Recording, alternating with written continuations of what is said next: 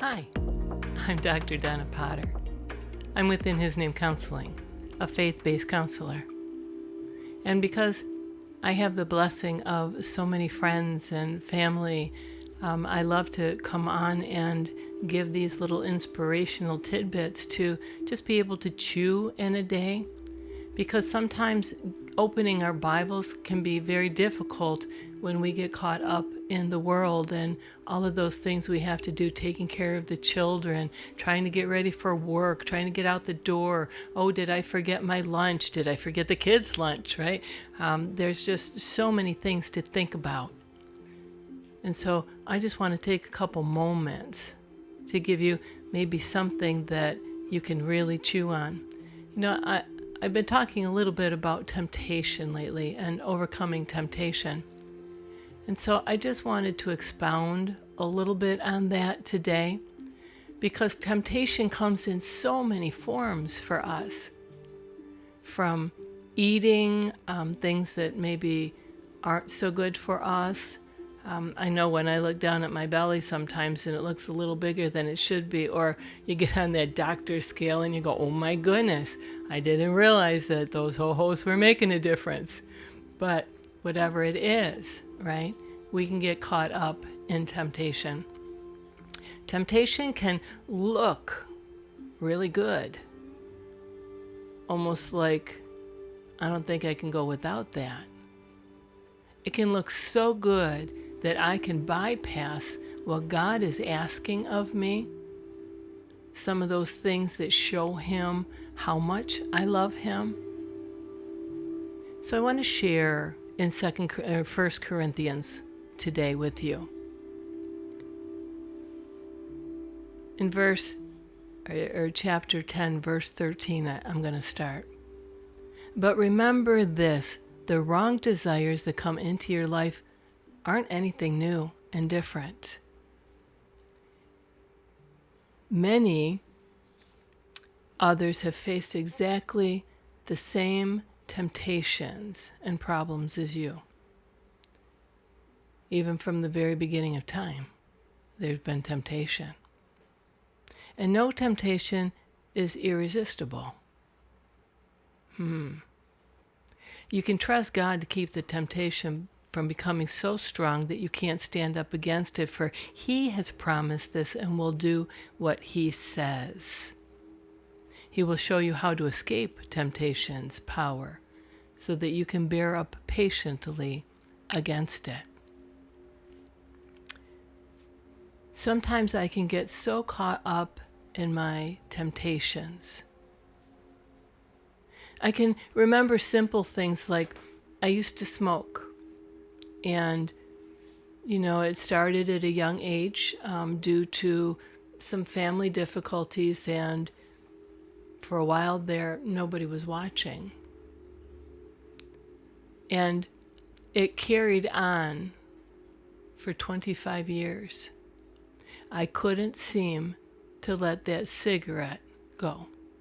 I tried multiple times, and I kept just trying to believe that, I was just learning the Bible towards the end of that time frame, because it was then that actually the whole idea of thinking that that cigarette was going to give me an opportunity. At that time, I had various jobs, but I can think about how when I was a cook, that was the only excuse to get away from the grill.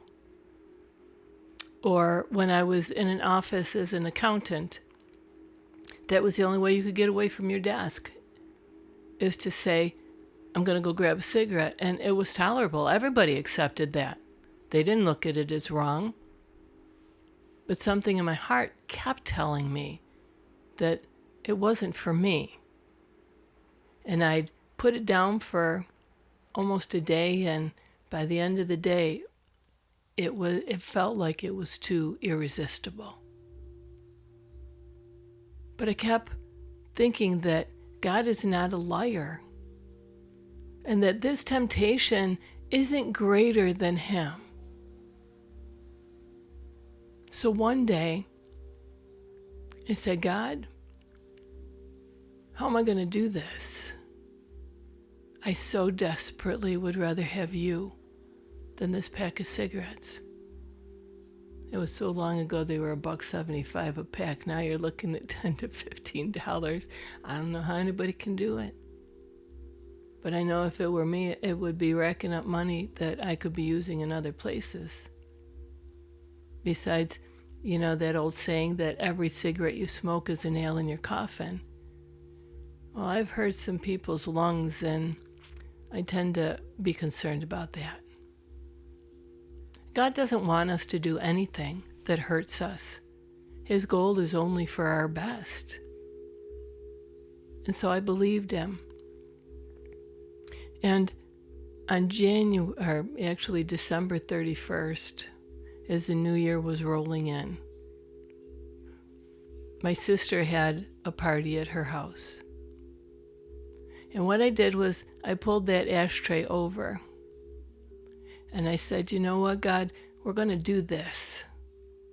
And I took every single cigarette in that pack and I lit it. And I just let it the smoke kept going up.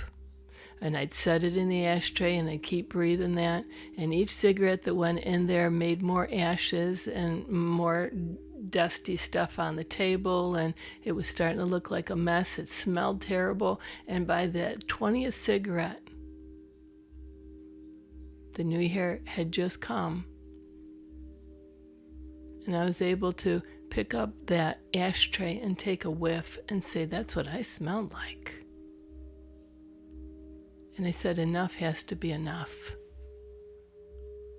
That was January 1st, 1990. I have it written in my Bible because those things are important to us, to remember the things that God does for us. We're always going to have temptations,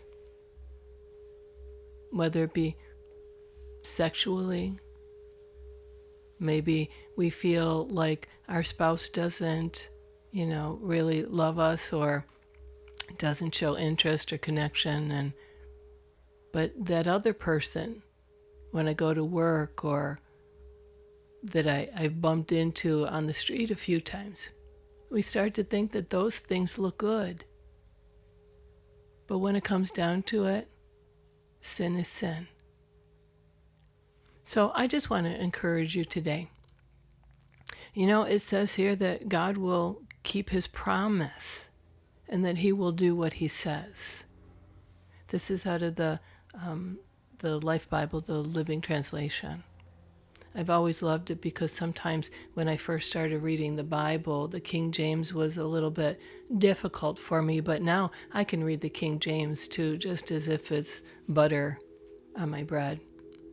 Because once you get close to God and you read that word over and over, it doesn't matter what words are used, you understand what he's saying. And that's what's important. So temptation will always be there. It's been there from the beginning of time. Is it now time for you to let go of that temptation? The one you've really been thinking about, but you just didn't know what to do. Let me pray for you. Lord, we just come before you. Whoever this is reaching that has been struggling with temptation, I just pray, Lord, that you will meet them right where they're at, just like you've met me time and time again. You never slap our hands. You want us to come and give these things up because we love you, not because it hurts. We can do all things through Christ who strengthens us. And if you prayed that prayer today, I just want you to know that God will give you the strength to do what he calls you to do. He loves you, and he only wants the best. I love you too. Have a great day.